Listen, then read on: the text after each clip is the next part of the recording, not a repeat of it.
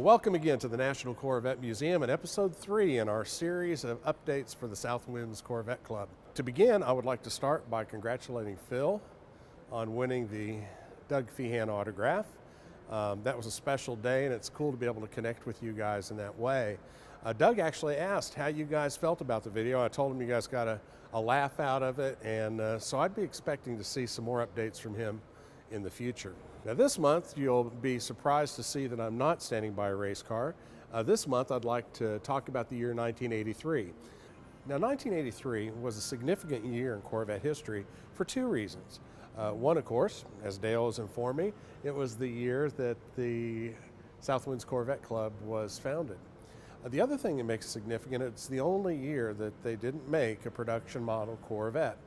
This happens to be the only one in existence.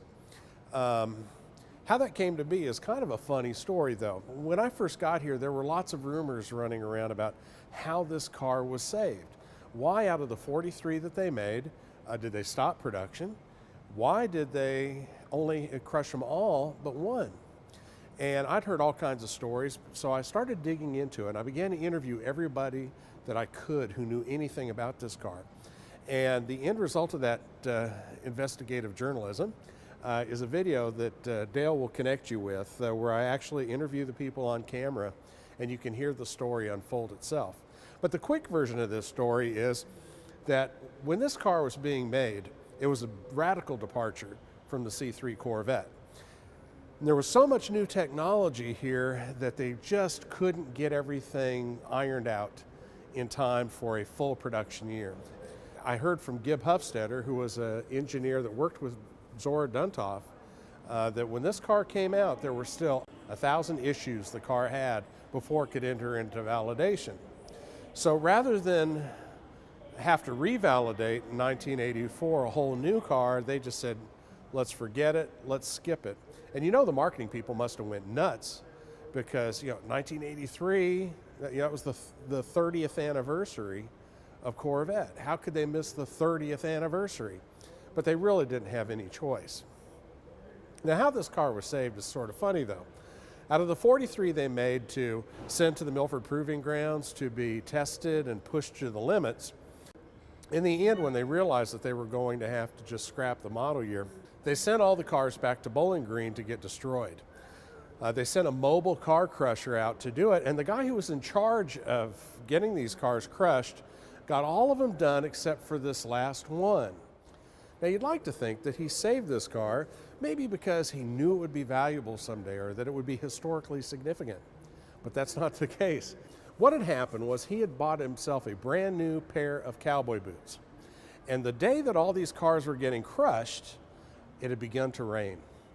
And not only did it begin to rain, but it began to rain heavily. So he's looking down at these new boots saying, you know what, I don't want to get these boots wet. So what I'm going to do is I'm going to wait till tomorrow to crush this car. Well, so he goes home, the next day he comes in, and the car crusher is gone.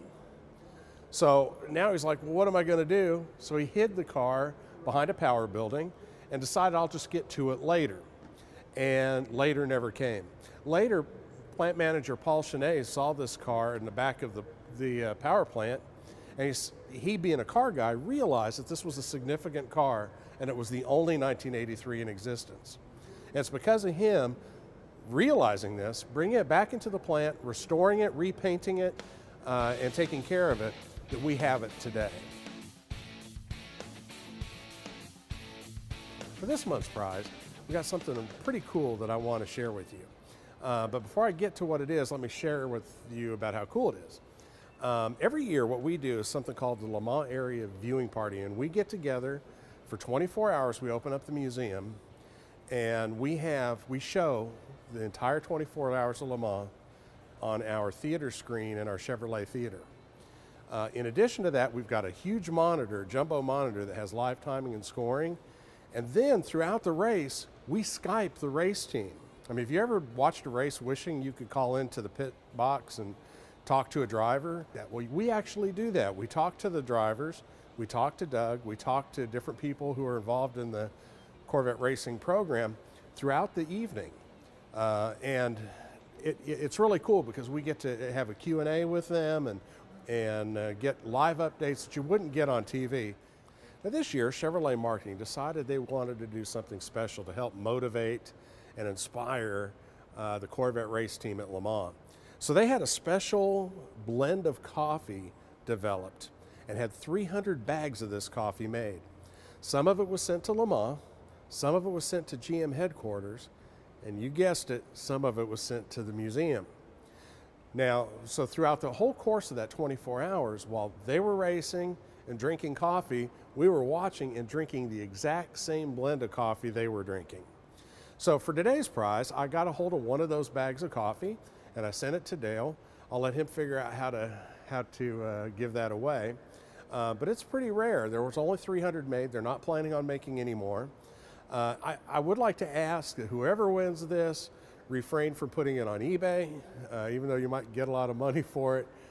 You know, I wouldn't want to upset Corvette marketing or Chevrolet marketing, but you're welcome to keep it for, you know, a collectible, or do like I did, and I drank my bag, so I just couldn't help it. But at any rate, I hope that you guys enjoy it. Once again, thank you so much for letting me be a part of what you guys are doing. And until next time, save the wave, Wichita style. Take care.